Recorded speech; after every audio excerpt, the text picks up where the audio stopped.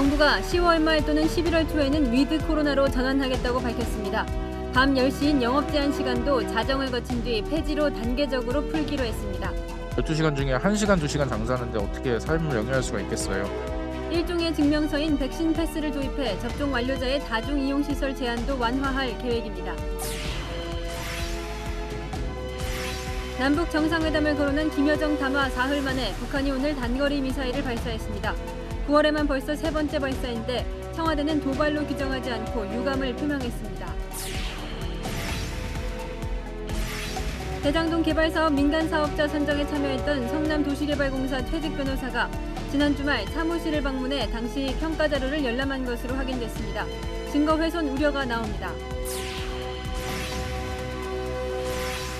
민주당 경선에서 중도 사퇴한 정세균 전 총리와 김두관 의원 무효표 처리에 대한 이낙연 전 대표 측의 반발이 거세지고 있습니다. 이 전 대표 측은 결선 투표제가 무력화된다며 당 지도부에 재검토를 요구했습니다. 배달 고객 앞에서 현장 결제를 한다면서 실제로는 신용카드를 복제한 일당이 붙잡혔습니다. 복제된 카드는 SNS를 통해 한 장에 50만 원을 거래됐습니다.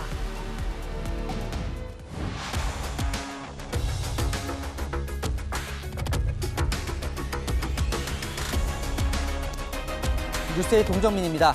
북한이 오늘 새벽 단거리 미사일을 발사했습니다. 문재인 대통령의 종전선언 제안에 김여정 부부장이 정상회담까지 거론하며 화답한 지 불과 사흘 만입니다. 미사일 도발 직후에 유엔 연설에서 우리가 받아들이기 힘든 종전선언 조건도 내걸었습니다. 한미 훈련과 전략무기 도입을 영구적으로 중단하라는 겁니다. 냉탕과 온탕을 오가며 이 판을 뒤흔들어 원하는 걸 얻겠다는 전략으로 보이는데요. 북한이 오늘 쏜 이 미사일도 주목해야 할 것 같습니다. 지금까지 발사한 적 없는 이 신형 미사일일 가능성이 제기됩니다. 먼저 한수아 기자입니다.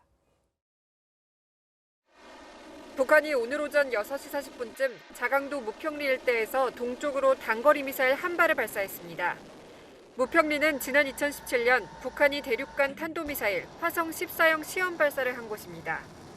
한미 정보당국은 비행거리나 속도, 고도가 기존 미사일과 다르다고 판단하고 있습니다. 현재 포착된 세부 자원의 특성을 고려하여 한미 정보당국은 정밀 분석 중에 있습니다. 군사 전문가들은 북한이 지난 1월 8차 당대회 때 밝힌 극초음속 미사일 가능성을 제기합니다.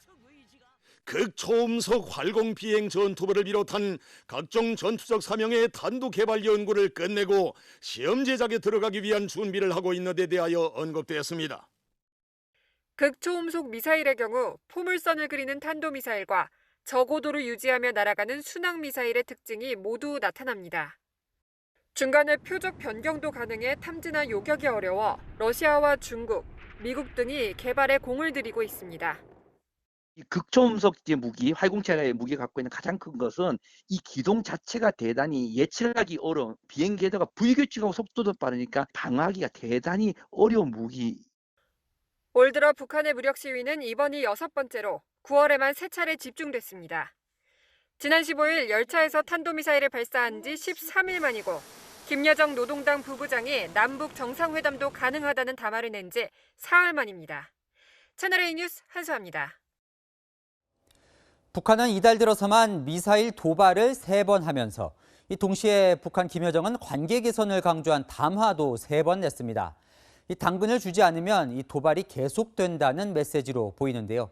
청와대는 북한의 오늘 발사에 유감이라면서도 김여정 부부장이 발끈했던 도발이란 표현은 쓰지 않았습니다. 박수희 기자입니다. 청와대는 북한 도발 1시간 20분 만에 서훈 국가안보실장 주재로 국가안보회의, NSC 상임위원회 회의를 소집했습니다. 미사일 발사에 대해선 유감을 표명했지만 도발이라는 표현은 쓰지 않았습니다. 외교부, 통일부, 국방부도 같은 입장을 냈습니다. 한반도 정세 안정이 매우 기묘한 시기에 이루어진 미사일 발사에 대해서 유감스럽게 생각하고 있다. 이는 김여정 노동당 부부장이 관계 개선의 조건으로 대북 적대시 정책 철폐를 요구한 것과 무관치 않아 보입니다. 김여정은 지난 25일 성명에서 우리를 향해 함부로 도발이라는 막대 먹은 평을 하느냐며 이중 기준이라고 주장했습니다. 이번 북한의 미사일 도발은 지난 25일 김여정이 한국이 이중잣대를 들이밀지 말라라는 그런 조건을 내세운 것에 대해서 일종의 시험대라고 판단이 되고요. 김성 유엔 대사는 미사일 도발 직전 유엔 연설을 통해 대북 적대시 정책 철폐의 가이드라인을 제시했습니다. 조선 반도와 구 주변에서 우리를 겨냥한 합동 군사 연습과 각종 전략 무기 투입을永구 중지하는 것으로부터 북한은 이달 들어 순항미사일과 탄도미사일을 발사한 뒤 3차례 담화를 내고 관계 정상화 가능성을 내비쳤습니다. 그리고는 오늘 또 신형미사일을 쏘아 올렸습니다. 3번의 도발과 3번의 담화를 이어가며 한반도 정세를 뒤흔들고 있는 겁니다. 이에 대해 미 인도태평양 사령부는 북한의 불법적 무기 프로그램 개발이라고 평가했고 미 국무부는 유엔 안보리 결의 위반이라며 규탄했습니다. 채널A 뉴스 박수희입니다. 자, 대장동 개발 특혜 의혹 속보. 오늘은 정모 변호사가 주목을 받고 있습니다. 사업자 선정 당시 이 성남도시개발공사 팀장으로 재직하며 이 심사위원으로도 참여했던 인물인데요. 당시 이 심사 대상이었던 천화동인 주주 남모 변호사의 추천을 받아 이 공사에 입사한 것으로 전해지면서 이 특혜 의혹의 키맨으로 꼽혀왔습니다. 지금은 퇴직한 정 변호사가 지난 토요일 공사를 방문해 당시 채점 자료를 열람한 것으로 확인됐습니다. 이 수사가 늦어지면서 증거인멸이나 말맞추기 우려가 제기되는 상황이어서 의혹이 커지고 있습니다. 먼저 김은지 기자입니다. 성남도시개발공사 투자사업팀장을 지내다 올해 2월 퇴직한 정모 변호사. 공사 청사를 방문하는 건 4일 전인 지난 25일 오후였습니다. 이날 정 변호사는 지난 2015년 민간사업자 선정 당시 사업계획서와 평가 자료를 열람한 걸로 확인됐습니다. 지난 2014년 공사에 입사한 정 변호사는 2015년 3월 사업자 선정을 위한 1차 절대평가와 2차 상대평가에 모두 심사위원으로 참여했습니다. 이 때문에 화천대유가 사업자로 선정되는 과정을 잘 알고 있는 핵심 인물로 여겨져 왔습니다. 대장동 사업 구조를 설계한 걸로 지목된 유동규 전 성남도시개발공사 기획본부장의 최측근으로 꼽히기도 합니다. 반바지 입고 쓰레빠 딸딸 끌고 다니고 유동규 방에도 들락날락하고 대만은 그런 특혜를 많이 입었어요. 정 변호사는 화천대유 관계사인 천화동인 4호의 실소유주, 남모 변호사의 대학 후배입니다. 관련 수사가 본격화되면 정 변호사를 상대로 사업자 선정의 공정성과 투명성 관련 조사가 진행될 가능성이 높습니다. 채널A는 정 변호사의 해명을 듣기 위해 수차례 접촉을 시도했지만 연락이 닿지 않았습니다. 채널A 뉴스 김은지입니다. 자, 이미 퇴직한 정 변호사가 그것도 주말에 어떻게 공사에 들어가 이 비공개 내부 자료를 볼 수 있었을까요? 저희 채널A 취재 결과 현직 간부가 동행한 것으로 확인됐습니다. 자료 열람을 위해 해당 부서의 직원들까지 출근시킨 것으로 드러났는데요. 구자준 기자가 이어갑니다. 토요일인 지난 25일 오후 성남도시개발공사 사무실에서 대장동 개발 사업 관련 내부 자료를 열람한 사람은 모두 4명. 퇴직자인 정모 변호사와 대장동 개발 사업을 담당하는 개발 2처 직원 2명, 그리고 개발 1처장이었습니다. 개발 1처장 김모 씨는 2015년 민간사업자 선정 1, 2차 평가에 정 변호사와 함께 참여했던 인물입니다. 채널A 취재 결과 개발 2처 직원들에게 휴일 오전 출근을 요청한 것도 김모 처장이었습니다. 대장동 개발 사업은 유동규 기획본부장 재임 시절 담당 부서가 개발 2처에서 1처로 바뀌었다가 올해 2월 이후 다시 2처 담당으로 바뀌었습니다. 김모 처장은 정 변호사가 전날 먼저 전화해 자료를 보여달라고 요청했다며 둘이서만 보면 문제가 될 것 같아 개발 2처 직원을 출근시킨 것이라고 해명했습니다. 대장동 개발 특혜 의혹과 관련해 수사가 예상되는 상황. 중요 증거인 공사 내부 자료를 주요 사건 관계자이자 외부인에게 보여준 건 부적절하다는 지적이 나옵니다. 공사 측은 그동안 기밀이란 이유로 심사 자료를 외부에 공개하지 않았습니다. 수사에 앞서서 말을 맞추려 한 거라면은 증거인멸죄 혹은 범인은닉죄의 소지가 있고 기밀 자료를 유출한 것에 대해서는 감사에 착수해야 한다고 봅니다. 논란이 일자 성남도시개발공사 측은 사실관계와 위법성 여부를 확인하고 있다고 밝혔습니다. 채널A 뉴스 구자준입니다. 이 대장동 개발 사업자 선정의 핵심 역할을 했던 이 정 변호사와 유동규 전 본부장, 이 두 사람이 최근 동업하면서 직접 이 부동산 사업에 뛰어들려고 한 정황도 포착됐습니다. 이 정 변호사가 성남개발공사에서 퇴직하기 석 달 전 이 대장동에서 멀지 않은 곳에 회사를 세웠습니다. 남영주 기자가 취재했습니다. 성남시 판교역 근처 7층 건물. 2층에 유원홀딩스라고 적힌 남색 철문이 굳게 닫혀 있습니다. 원래 뭐 하는 회사예요? 등기부 등본상 이 회사의 대표는 성남도시개발공사 팀장 출신 정모 변호사. 공사 퇴직 석 달 전인 지난해 11월 자본금 1억 원으로 회사를 세웠습니다. 원래 유원 오가닉이었던 회사명을 지난 1월 유원홀딩스로 바꾸면서 부동산 개발, 공급, 매매, 임대업을 사업 목적에 추가했습니다. 정 변호사는 언론 인터뷰에서 유동규 전 성남도시개발공사 본부장은 동업관계라고 밝히면서 유원이라는 이름은 유 전 본부장을 지칭하는 게 맞다고 말했습니다. 유원은 유 전 본부장이 성남도시개발공사 재직 시절 직원들 사이에서 불렸던 별명으로 알려져 있습니다. 성과 숫자 2를 합쳐 유원으로 통했다는 겁니다. 이 회사 설립 당시 유 전 본부장은 공사를 나와 경기관광공사 사장으로 재직 중이었습니다. 대장동 개발 사업자 선정에 핵심 역할을 했던 두 사람이 퇴직 뒤에도 부동산 사업을 염두에 두고 세운 회사라는 분석도 나옵니다. 채널A 뉴스 남영주입니다. 이 화천대유와 관계사의 등기 곳곳에 이 사내이사로 이름을 올린 인물이 있는데요. 지난 지방선거 때 이재명 지사의 선거대책본부장을 지내고 이후에 경기도 부지사까지 역임한 이화영 전 의원의 보좌관을 지낸 인물이었습니다. 이 전 의원은 연락을 안 한 지 오래된 인물이라고 선을 그었는데요. 이 화천대유의 자금 흐름을 추적 중인 경찰은 최근 전 보좌관에게 출석을 통보했습니다. 김재혁 기자입니다. 대장동 개발 시행사인 화천대유와 관계사인 천화동인 1호. 두 회사에 모두 사내이사로 이름을 올린 인물이 바로 이모 씨입니다. 이 씨는 17대 국회에서 이화영 전 열린우리당 의원의 보좌관을 지낸 인물. 지금은 화천대유의 수상한 자금 흐름을 살피고 있는 경찰의 조사선상에 올라 있습니다. 이 씨가 보좌했던 이 전 의원은 현재 경기도 출자기관인 킨텍스 사장으로 2018년 지방선거 때 이재명 경기지사 캠프에서 선대본부장을 맡았고 이 지사 당선 뒤에는 경기도 평화부지사를 지냈습니다. 전직 보좌관 이 씨가 임원으로 등재된 회사는 더 있습니다. 채널A 확인 결과 지산겸과 휘겸이라는 부동산 개발업체의 사내이사에도 이름을 올렸는데 두 회사 모두 주역에서 이름을 따온 화천대유 관계사입니다. 분당에 있는 화천대유와 천화동인 1호와 사무실도 같습니다. 이 전 의원은 채널A와의 통화에서 이 씨와는 15년 전 일한 사람이라며 연락 안 한 지 오래됐다고 설명했고 이 씨 역시 이 전 의원과 연락한 지 10년이 넘었다고 밝혔습니다. 경찰은 화천대유 자금 흐름 의혹과 관련해 이 씨에게 출석하라고 통보했고 조사 일정을 조율하고 있습니다.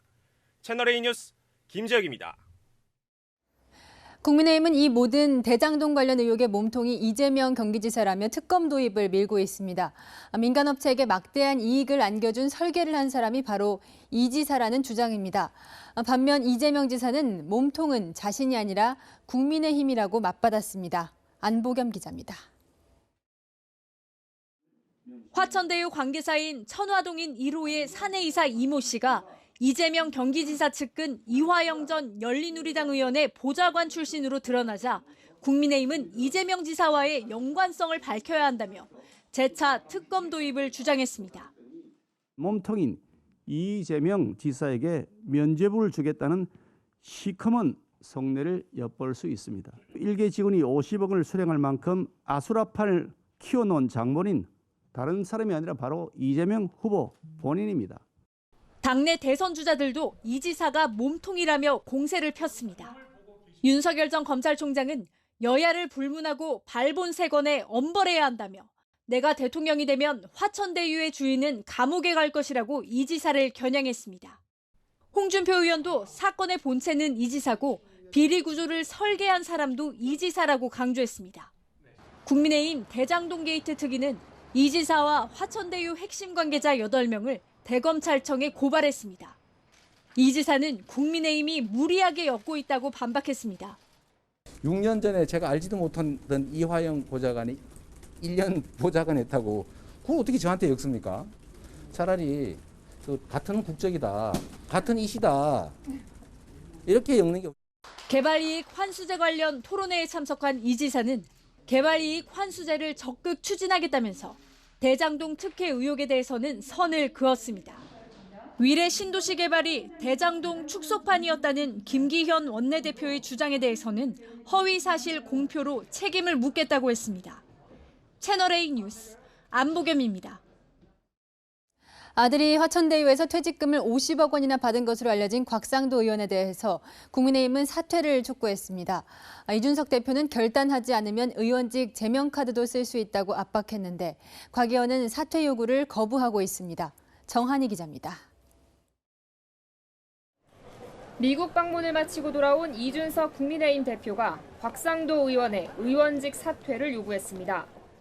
의원직을 사퇴하신다든지 이런 판단을 안 하신다 그러면은 국회 윤리위원회나 이런 절차 아니면 또 제명 이런 얘기가 있을 텐데 스스로 사퇴하지 않으면 강제로 제명시키겠다고 압박한 겁니다. 추석 연휴 전 곽 의원 아들의 퇴직금 50억 원을 알고도 지도부가 빨리 조치하지 않았다는 비판에 대해선 당에 들어온 정보의 입수 경로와 초기 얼개를 파악하는 과정이었다고 해명했습니다. 국민의힘 지도부의 본격적인 징계 논의 전에 국민의힘을 탈당한 곽 의원은 의원직 사퇴는 없다고 잘라 말했습니다. 아들 회사가 성과급을 준 것까지 책임져야 하냐며 대장동 개발 사업에 어떤 영향력도 행사한 바 없다고 말했습니다. 그러면서 검찰 수사 결과 책임질 부분이 있으면 의원직을 포함해 모든 책임을 지겠다고 했습니다. 윤석열 캠프 역시 아들 논란으로 곤욕을 치르고 있는 장제원 의원의 캠프 내 상황실장 자리를 정리했습니다. 장 의원은 아들인 래퍼 노엘이 집행유예 기간 음주운전과 경찰관 폭행으로 무리를 빚은 데 대해 자숙의 시간을 갖겠다고 밝혔습니다. 내년 대선을 앞두고 공정이라는 화두에 민감한 2030 표심 이탈을 우려한 조치라는 분석이 나옵니다. 채널A 뉴스 정한입니다. 화천대유, 천화동인 이등 멤버들이 이 대장동뿐 아니라 다른 개발에도 참여해 막대한 수익을 노렸거나 얻은 정황이 나오고 있습니다. 사회부 정현우 기자 나왔습니다.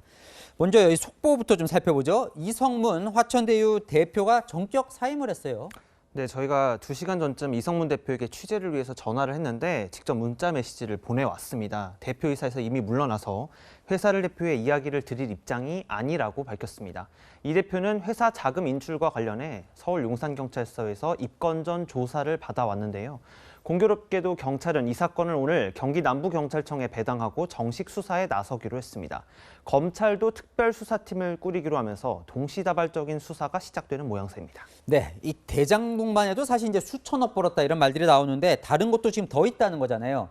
대장동 투자자 중에 누구를 이제 주목해야 하는 겁니까? 지금 핵심 인물로 꼽히는 투자자들을 좀 하나씩 살펴보겠습니다. 네. 어제 경찰 소환 조사를 받은 대주주 김만배 씨, 대장동 개발 부지의 자산 관리를 맡은 화천대유 이성문 전 대표, 그리고 차명 투자 의혹이 불거진 남모 변호사와 정모 회계사입니다.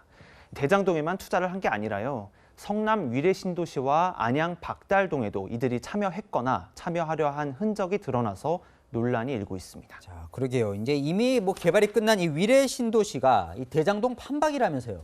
네, 일단 대장동과 기본적으로 사업 구조 자체가 똑같습니다. 시와 민간 사업자들이 공동으로 합작해서 이 사업만 진행할 회사를 하나 만들고요. 여기에 민간 투자자들이 다시 지분을 얻는 방식으로 사업에 참여하는 겁니다. 성남의 뜰, 화천대유, 천화동인으로 이어지는 익숙한 구조입니다. 당시 위례 개발 사업에 투자한 회사들 등기를 떼보니까요. 2명의 여성이사가 등장하는데 알고 보니 대장동 사업의 남변호사, 정회계사의 아내였습니다. 사업 구조만 똑같았던 게 아니라 이 사업에 참여했던 인물도 겹치는 부분이 있었던 거죠. 위례 신도시는 이미 개발이 끝나서 지난 2017년 수익을 주주들에게 배당했는데요. 약 300억 원 가운데 절반은 성남도시개발공사가 받았습니다. 다만 나머지 150억 원은 주주와의 협약에 따라 배당이 됐다 이렇게만 공개가 돼 있어서 구체적으로 각자 얼마를 벌었는지는 확인이 필요합니다. 어쨌건 꽤 벌었을 것 같은데요. 자, 대장동 이후에는 이제 안양으로 갑니다. 여기도 이제 규모가 1조 원이나 되는 이 사업에 참가를 한 거예요. 네, 안양시 박달동에 있는 군부대 부지에 추진 중인 박달 스마트밸리 사업입니다. 네. 여기에도 남모 변호사가 등장합니다. 대장동 개발 당시엔 천화동인 4호라는 이름으로 투자했는데 이 회사 이름을 NSJ 홀딩스로 바꾸고 이 안양 사업에 참여하겠다 이런 의향서를 그것도 전체 105개 업체 가운데 제일 먼저 낸 겁니다. 안양시는 지난 16일 공모 절차를 돌연 취소하고 전면 재공모에 들어갔는데요. 대장동 개발 의혹과는 관련이 없고 공모 조건을 완화하자는 의견 때문이라는 게 안양시의 해명입니다. 하지만 이미 지난달 말부터 불거진 대장동 개발 특혜 의혹과 관련이 있어 보인다는 게 부동산 투자업계의 해석인데요. 안양시는 특정 업체를 사업에서 배제할 수는 없다면서도 NSJ 홀딩스가 다시 사업에 공모하면 논란이 있을 수 있는 만큼 숙고해보겠다는 입장입니다. 향후 사업이 어떻게 진행될지, NSJ 홀딩스가 이 사업에 참여한 경위는 무엇인지 따져볼 부분이 아직 많습니다. 자, 그러니까요. 이 소수의 개발업자가 이 개발 이익을 사실상 이 독점하다시피 한 건데 그 뭐가 문제가 있는 거 아닙니까? 네, 말씀드린 것처럼 불과 8년 사이에 이 경기도 남부 지역의 대형 개발 사업들에 사실상 같은 회사들이나 인물들이 반복적으로 뛰어들어서 수천억 원의 배당을 받았다. 이거 선뜻 이해하기가 어려운 대목입니다. 네. 이 때문에 사업 요건을 특정인들에게 맞춘 건 아닌지 철저한 수사가 필요하다는 목소리가 나옵니다. 네, 이번 의혹에 대해 이제 수사기관이 미온적이라는 지적이 많은데 움직일지 좀 지켜봐야겠습니다. 사회부 정현우 기자였습니다. 네, 단계적 일상회복, 정부의 위드 코로나 계획이 나왔습니다. 10월 말 11월 초에 자정까지 영업을 할 수 있게 하는 것을 시작으로 단계적으로 영업시간 제한을 풀 계획입니다. 백신 패스 관련 내용도 나왔는데 서상희 기자가 정리해드립니다. 국내 백신 접종 완료율은 46.6%, 정부는 성인 80%, 고령층 90% 접종이 끝나면 단계적 일상회복, 위드 코로나가 가능할 것으로 봅니다. 시점도 구체화했는데 권덕철 보건복지부 장관은 10월 말, 11월 초가 될 것이라 설명했습니다. 10월 말이면 이제 그때부터 이제 한 2주간의 그 면역 효과가 있으려면 2주간은 좀 필요하니까 10월, 11월 초쯤이 될 걸로 생각이 되는데 그때 저희들은 지금 현재 이 단계적 회복 방안을 좀 고려를 하고 있습니다. 일단 영업시간 제한부터 손봅니다. 현재 식당과 카페 등 다중이용 시설은 밤 10시까지만 매장 영업을 할 수 있는데 자정 그리고 단계적 폐지를 검토 중입니다. 집합금지와 영업 제한 업종도 코로나 확산이 잘 될 수 있는 환경인지 따져 순차적으로 풀어줄 계획입니다. 백신 패스도 도입을 검토합니다. 접종 완료자들은 증명서를 제시하면 식당, 주점, 공연장 같은 다중이용 시설 이용 때 시간, 인원 제한 같은 규제를 받지 않는 겁니다. 하지만 벼랑 끝에 몰린 자영업자들은 생계 유지를 위해선 제한 해제가 시급하다고 입을 모읍니다. 많이 좌우해요. 12시간 중에 1시간, 2시간 장사하는데 어떻게 삶을 영위할 수가 있겠어요. 피마르는 기간이에요. 또 한 달 임대료 낼 날짜가 다가오는 거라고요. 진짜 힘든 걸 안다면 지금은 내놓으셔야죠. 대책안을. 정부는 국무총리를 중심으로 코로나19 일상회복위원회를 꾸리고 다음 달 중 2차례 공청회도 열 계획입니다. 채널A 뉴스 서상입니다. 최근 국내 코로나 감염자 중 외국인 집단 감염이 눈에 띄게 많아지고 있습니다. 이들에 대한 백신 접종률을 높이는 것이 이만저만 쉽지 않습니다. 배유미 기자입니다. 베트남인들이 자주 모이는 대구의 한 노래방. 문이 굳게 닫혔고 휴업을 한다는 안내문이 붙었습니다. 지난 20일 베트남 여성 종업원이 확진 판정을 받은 이후 베트남인 손님과 종업원, 지인까지 관련 확진자는 457명으로 늘었습니다. 최근 5일간 대구 지역 신규 확진자의 60% 이상이 이들 관련 확진자입니다. 상황이 심각해지자 대구시는 외국인 근로자가 진단검사에서 음성이 나와도 나흘 뒤 재검사를 의무화하는 행정명령을 내렸습니다. 유흥시설의 경우 비말 생성이 많은 행위와 밀집, 밀접, 밀폐의 산밀 환경으로 인해 다수의 이용자에게 경남 지역도 외국인 집단 감염의 비상입니다. 김해 한 식당에서 미얀마인 27명이 집단 감염됐고 또 다른 식당에선 베트남인 등 78명이 확진 판정을 받았습니다. 서로 합석하면서 접촉이 이루어진 방역수칙 위반을 확인할 수 있었습니다. 동일 북적자 커뮤니티 활동 중 접촉을 통해 감염이 확산된 지난주 발생한 외국인 확진자는 국내 발생 환자의 16.2%, 10만 명당 발생률은 208명으로 내국인보다 9배가 높습니다. 반면 백신 접종률은 내국인보다 많게는 20% 이상 낮습니다. 의사소통이 어렵고 불법 체류 단속에 대한 불안까지 더해져 접종 속도는 더딘 상황입니다.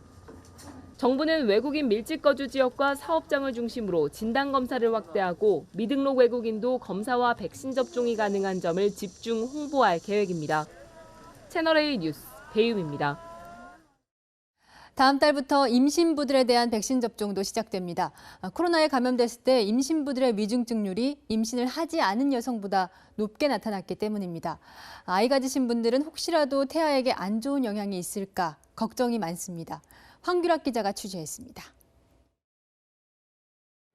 방역당국은 다음 달 18일부터 임신부에 대한 코로나19 백신 접종을 시작하기로 했습니다. 임신부가 코로나19에 감염되면 위중증으로 발전할 확률이 높기 때문입니다. 가임기 여성 확진자에 비해 임신부 코로나19 확진자는 중환자실 입원 위험이 3배, 인공호흡기 사용 위험이 2.9배, 사망률은 1.7배 높다는 보고가 있습니다. 실제로 국내에서 코로나19에 감염된 임신부 731명 가운데 위중증 환자는 15명. 임신하지 않은 가임기 여성보다 위중증률이 약 6배나 높았습니다. 다만 임신부는 외부 활동이 적어 코로나19에 걸릴 확률은 상대적으로 낮습니다. 임신 5주에서 10주 동안은 아기들 기관이 형성되는 기간이기 때문에 12주 전에는 조심하는 게 낫다라고 얘기는 하고 있습니다. 임신부와 산모들은 걱정이 앞섭니다. 태아에 대한 부작용 이런 건 것 같아요. 어떤 경험치도 없다 보니까 막상 조금이라도 안 좋은 이상 소견이 생기면은 후회를 할 것 같아요. 모유수유로 인해서 아이에게 어떤 영향을 끼칠지도 모르고 제가 또 혹시 아파지면 아이를 케어할 수 없는 상황이 될 수도 있어서 지금 맞기는 약간 힘들 것 같아요. 임신부 접종을 위한 사전 예약은 다음 달 8일부터 시작됩니다. 채널A 뉴스 황규락입니다. 정부는 어제부터 코로나 확진자의 입원 기간을 10일에서 7일로 줄이라고 권고했습니다. 델타 변이 바이러스의 감염력이 나흘이면 크게 떨어진다는 연구 결과가 나왔기 때문인데 의료 현장에서는 여전히 전파 가능성이 있다고 우려합니다. 김승희 기자입니다. 그제 정부가 일선 생활치료센터에 보낸 공문입니다. 코로나19 확진 후 입원 기간을 기존의 10일에서 7일로 줄이고 3일간의 의무 자가격리 후 격리 해제시킨다는 내용이 담겨 있습니다. 보건당국은 델타형 변이 바이러스의 감염력이 증상 발현 나흘 후부터 급감한다는 연구 자료를 바탕으로 했다고 설명했습니다. 하지만 일선 의료진들은 현실을 고려하지 못한 판단이라고 우려합니다. 퇴소 후 이동 과정에서부터 걱정입니다. 그런 택시라든지 그런 자차를 이용하면서 다른 사람들과 동일한 차 안에서 이동을 하게 될 텐데 감염의 가능성이 없다고 과연 얘기할 수 있을 것인지에 대해서. 지난 8월 확진 11일 만에 생활치료센터를 퇴소한 40대 여성이 재확진된 사례도 있었습니다. 그 사이 함께 생활하던 가족 3명이 추가로 감염됐고 남편은 중증 진단까지 받았습니다. 10일이 지나도 여전히 다른 사람들을 감염시킬 수 있는 감염력이 있구나 하는 것을 확인할 수 있는.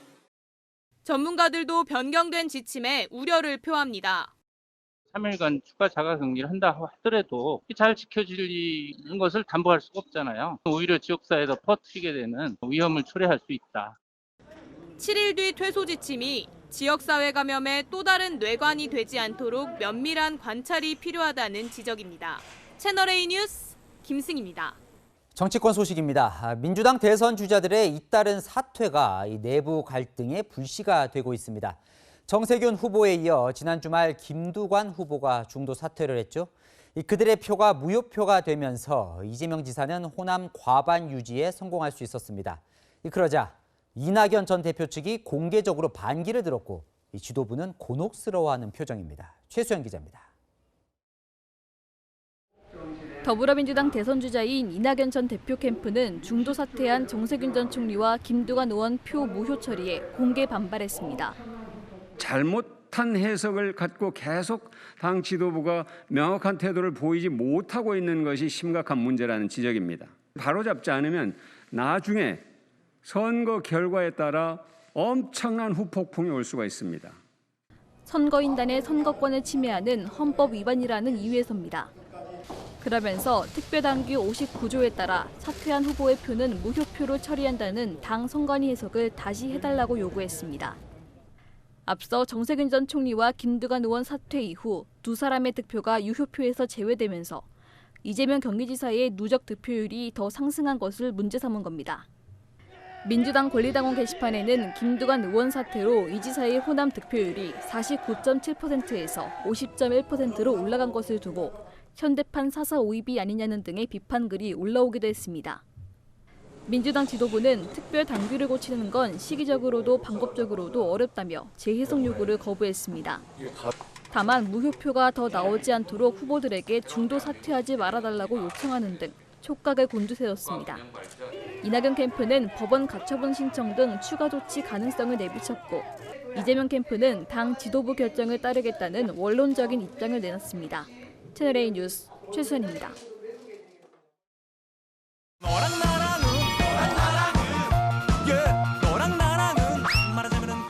야랑야랑 정치부 김민지 기자와 함께합니다. 첫 번째 주제 보여주시죠. 정치권에 의문의 물건이 등장했다고요? 네, 책이 한 권 등장했는데요. 희대의 포퓰리스트 이재명이라는 제목입니다. 제목을 들어보니 이재명 후보를 좀 비판하는 내용 같군요. 네, 맞습니다. 이 후보를 반대하는 이유, 또 이 후보의 각종 의혹 등이 250쪽에 걸쳐서 담겨 있는데요. 이 책이 여의도에 떠돌면서 이재명 엑스파일로 보이는 단행본이 여의도 정가에 나돈다 이런 언론 기사까지 났습니다. 그러면 전에 이제 윤석열 국민의힘 후보 관련 돌았던 그 엑스파일 그런 건가요? 그건 아니었습니다. 출처가 불분명한 괴문서나 또 엑스파일과 다르게 제가 책을 구해보니까요. 저자가 쓰여 있었는데요. SNS 계정에서 이 친문 성향임을 드러낸 깨어있는 시민연대 그리고 최모 씨가 공동 저자였습니다. 저자는 이 후보의 본 모습을 알고 있는 사람이 한정돼 있다면서 그 본 모습을 찾아보는 수고를 덜어주기 위한 것이라고 책의 취지를 설명했습니다. 그러면 이 서점에서도 살 수 있는 그런 책입니까? 아직은 아닌데요. 이 저자는 곧 정식 출간할 예정이라고 SNS에 밝히기도 했습니다. 그렇다면 이 대선에 임박해서 저렇게 특정 후보를 겨냥하는 출판물 저렇게 팔 수 있는 건가요? 공직선거법에는요. 이 선거일 전 180일부터는 선거에 영향을 미치게 하기 위해서 후보자의 성명을 나타내는 인쇄물을 배부하거나 게시할 수 없다는 조항이 있기는 합니다. 대선 180일 전이라면 9월 10일인데요. 이 저자의 SNS로 미루어 볼 때 책은 지난 8월에 출간된 것으로 보입니다.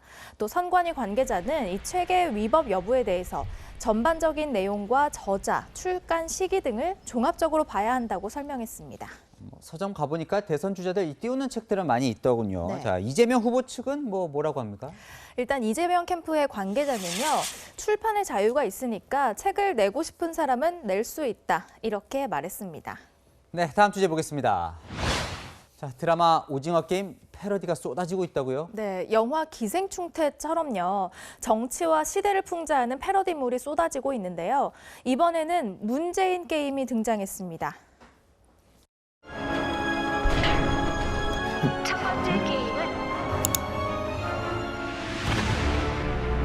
이후에 움직임이 감지되면 탈락입니다. 게임의 규칙만 잘 지키면 약속된 상금과 함께 무사히 이곳을 나가실 수 있습니다. 빨리 내 거 내놔! 그러니까 국민지원금을 못 받는 국민에게 이 자부심을 드리겠다던 그 김부겸 총리 발언을 풍자한 거군요. 네, 맞습니다. 상금을 두고 목숨을 건 게임을 벌이는 이 드라마 내용에 빗대서 부동산 정책, 양극화 현상을 비판하는 영상들이 올라온 건데요. 그렇다고 문재인 정부에 대한 비판만 담고 있는 건 아닙니다. 네 번째 게임인 부의 세습편에서는 부자 부모, 힘 있는 부모가 없는 분들은 탈락하는데요. 퇴직금으로 50억 원을 받거나 또 음주운전도 백으로 막을 수 있는 사람은 살아남을 수 있습니다. 그러니까 아들 퇴직금 50억 원 논란이 있었던 이 곽상도 의원과 역시 아들의 음주운전으로 물의를 일으켰던 이 장제원 의원을 겨냥한 거군요. 네, 맞습니다. 그 두 사람을 놓고요. 국민의 힘이 아니라 아빠의 힘. 이런 패러디물도 등장했는데요. 지금 보이는 저 사진 혹시 아시나요? 저 도쿄올림픽 때 이제 여자 배우 김연경 선수 모습이죠? 네, 맞습니다. 이 사진에 내가 세계 1위일 때 연봉 17억을 받았는데 아빠가 곽상도 의원이면 직급이 대리여도 50억을 받는다. 내 기분이 어떨 것 같냐? 이런 문구를 넣은 이미지까지 공유가 됐습니다.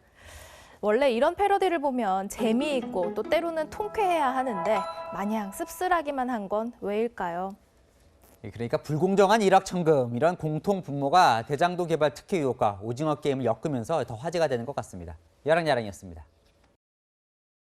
요즘 전월세 시장도 살 집이 없어서 난리죠. 그런데 지난해 문재인 대통령이 방문해서 살기 좋겠다고 칭찬했던 공공임대주택은 9달째 공실입니다. 지난해 공급된 전국 공공임대주택 중 12,000여 가구가 빈집이라는데 시장의 선택을 받지 못하는 이유를 안건우 기자가 알아봤습니다. 지난해 문재인 대통령이 김현미 국토부 장관, 변창흠 장관 후보자와 새로 지은 아파트를 둘러봅니다. 정말 그 젊은 신혼부부들 선호하는 사람들이 많겠는데요. 보증금 7,200만 원, 월 임대료 27만 원인 공공임대지만 9달이 지난 지금도 텅 비어 있습니다. 대통령 방문 전 수천만 원을 들여서 실내 장식을 새로 하고 소득 요건까지 낮춰 5차례 입주자 모집을 했지만 정작 살겠다는 사람이 없는 겁니다. 동탄 신도시에 있는 이 단지는 모두 1,600세대인데 49세대가 공실입니다. 문재인 대통령이 방문했던 아파트 단지 길 건너편에도 국민임대주택이 들어옵니다. 올해 11월 입주 예정인데요. 공사가 한창입니다. 정부가 집값을 잡겠다며 공공임대 공급에 열을 내고 있지만 반응은 신통치 않습니다.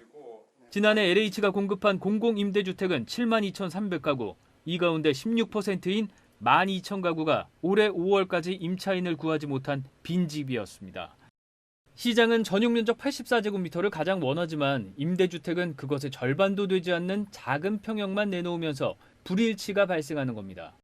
아직도 60제곱미터 이하의 주택들이 많습니다. 수요자가 원하는 지역에 원하는 평형, 또 원하는 가격이어야 됩니다. 또 일부는 그 분양주택으로 전환해서 분양주택을 늘리는 것도 방법일 수 있습니다. 현 정권 들어 전국에 공급된 공공임대주택은 50만 가구. 하지만 수요자가 원하는 집이 아닌 대통령 보기에 좋은 집만 내놓으면 계속 외면받을 수밖에 없다는 지적입니다. 채널A 뉴스 안건우입니다.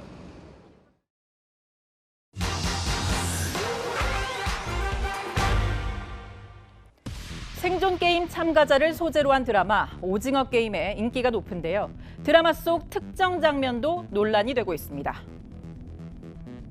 빈자리가 얼마 안 남았습니다. 이 명함에 적힌 전화번호 노출 피해자의 호소가 이어지면서 자신의 전화번호를 대신 공개한 정치인도 등장했는데요. 전화가 일주일에 한 통씩 온다니까요. 여보세요. 거기 선거법에 맞춰서 안 된다면은 나는 금방 매입을 하겠죠. 1억에 내가 매입할 수 있어요.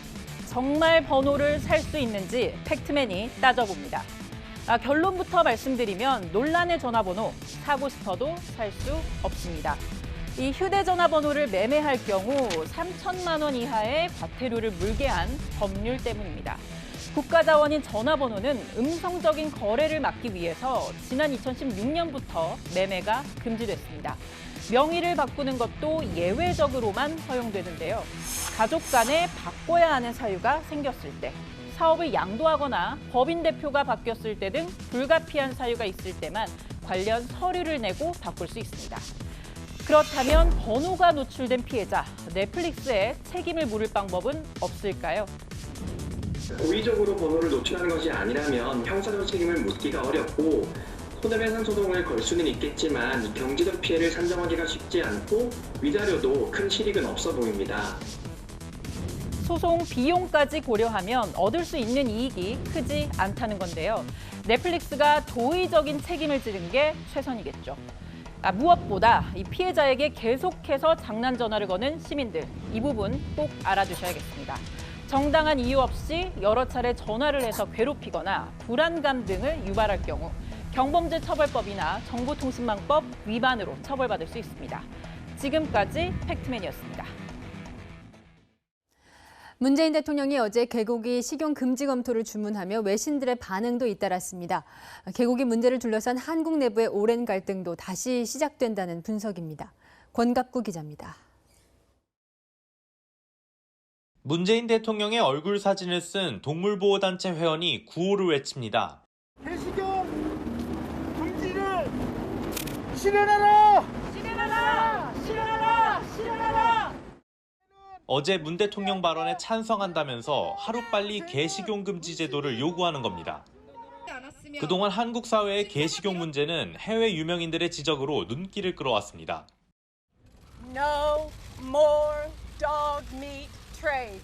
You are the only country that has dog meat farms. I'm honestly feeling heartbroken. It's one of the saddest places that I've ever been. It's just something that needs to change. 이번엔 문 대통령이 직접 쟁점화에 나서자 로이터는 개고기 찬반 논쟁에 새로운 활력을 불어넣었다고 평했습니다. 특히 이번 사안은 한국의 개고기 문화가 세대 간 갈등으로 번졌다는 지적도 나왔습니다.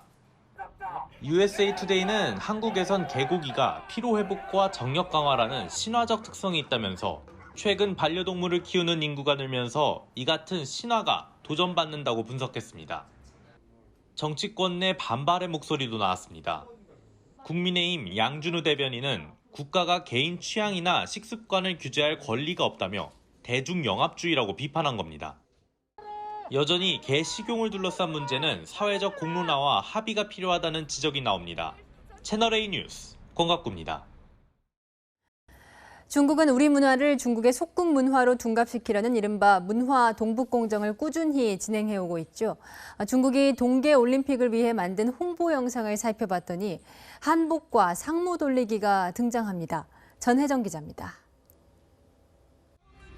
내년 동계올림픽 베이징 유치를 기념해 중국이 만들었던 홍보 영상 얼음과 눈이 춤춘답니다. 중국의 국민 가수와 역대 메달리스트들 뒤로 한복을 입은 무용수들이 춤을 추고 상무를 돌리고 있습니다. 시진핑 국가주석이 참석한 열병식에서도 한복과 장구, 상무가 등장합니다. 중국 TV에선 우리 동료가 등장했습니다.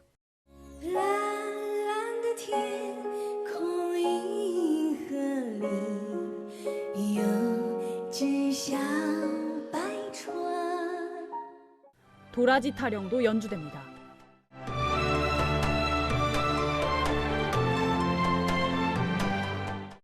중국 옌벤의 조선족을 내세워 우리 문화를 중국 문화로 둔갑시키는 문화 동북공정의 의도가 깔려 있다는 분석입니다. 개별 기관들이 상황을 만들었다 하더라도 결국은 총괄적으로 중앙 국가에 의해서 통제될 수밖에 없는 그런 상황이라는 점에서 상당히 우리가 예의주시해야 될 문제라고 생각이 됩니다.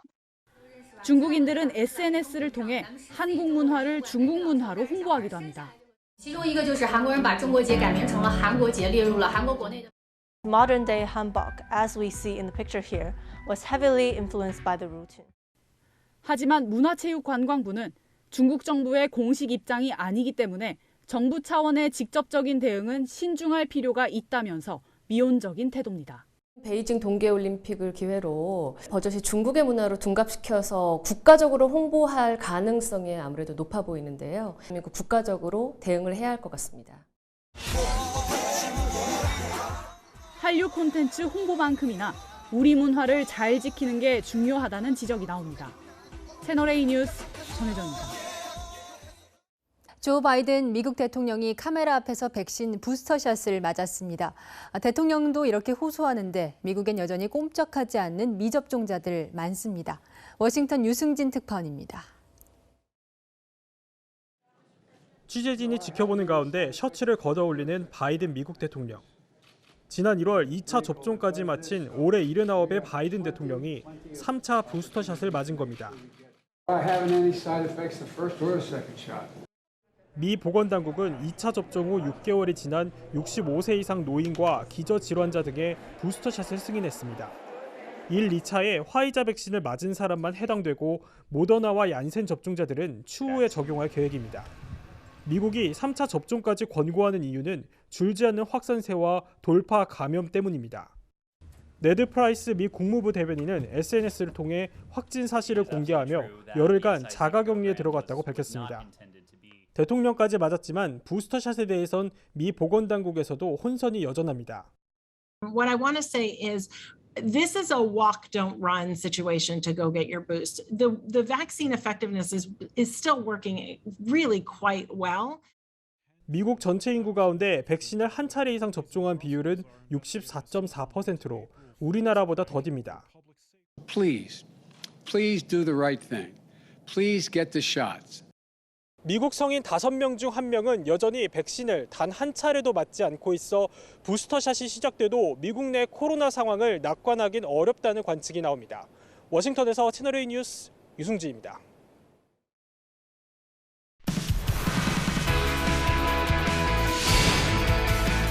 안녕하세요. 스포츠 뉴스입니다. 학교폭력 논란을 빚은 여자 배구 이재영, 이다영 자매가 결국 해외에서 뛰게 됐습니다.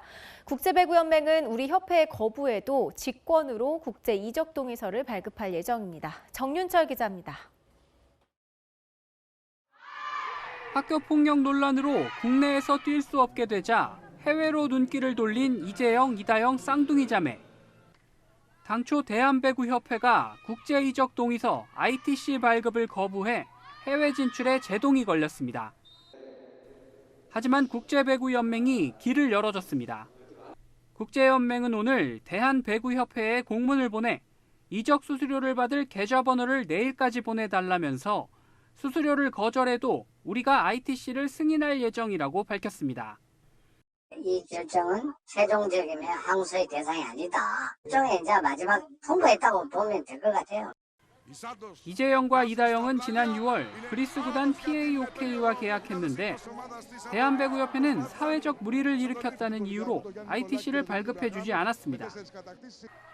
그러자 이재영, 이다영 측이 국제연맹에 유권 해석을 의뢰했고 결국 직권으로 ITC 발급을 승인하기로 한 겁니다. 걸림돌이 사라지면서 이재영과 이다영은 주한 그리스 대사관에서 취업 비자를 받으면 다음 달 시작하는 그리스 리그에서 뛸 수 있습니다. 그리스 언론에 따르면 연봉은 1인당 5,500만 원으로 국내에서 뛸 때의 약 10% 수준입니다. 채널A 뉴스 정윤철입니다. 9월의 마지막 주 내내 흐린 하늘과 함께하고 있습니다. 비가 올 듯 말 듯 오락가락 내리기를 반복하고 있는데요. 서해상에서 비구름대가 유입되면서 오늘 밤 중부지방부터 본격적으로 비가 내리기 시작하겠고요. 내일 오전이면 전국 대부분 지역으로 비가 확대되겠습니다. 비의 양은 전국에 20에서 70mm로 가을비치고는 꽤 많겠는데요. 특히 내일 새벽부터 오후 사이 중부에, 오후부터 모레 새벽 사이에는 남부지방에 천둥과 번개를 동반한 시간당 30mm의 강한 비가 쏟아질 수 있겠습니다. 주의하시기 바랍니다. 내일 한낮 기온 서울이 23도, 대전은 25도로 중부지방은 종일 선선하겠고요. 대구는 27도로 남부지방은 다소 덥겠습니다. 비는 내일 밤 중부부터 차차 그치겠습니다. 모레부터는 다시 맑은 하늘 드러나겠고요. 낮 기온도 크게 오를 전망입니다. 날씨였습니다. 캐내기 전까진 어디가 끝인지 도통할 수 없는 고구마 줄기. 대장동 개발 특혜 의혹이 그렇습니다. 여야 가릴 것 없이 정치권 인사 이름이 나오고 법조인, 공무원, 언론인까지 등장했죠. 이 등장인물 수나 면면들, 오가는 금액 보면 이 대하서사극 수준인데요. 검찰, 공수처, 경찰은 아직도 제대로 칼을 빼지 않고 있습니다. 대선 앞두고 요란만 떨다가 슬그머니 밀봉되는 건 아닐지 걱정인데요. 오늘의 한마디는 눈치보다 썩을 나로 하겠습니다. 오늘 뉴스 여기까지입니다. 내일도 뉴스에입니다.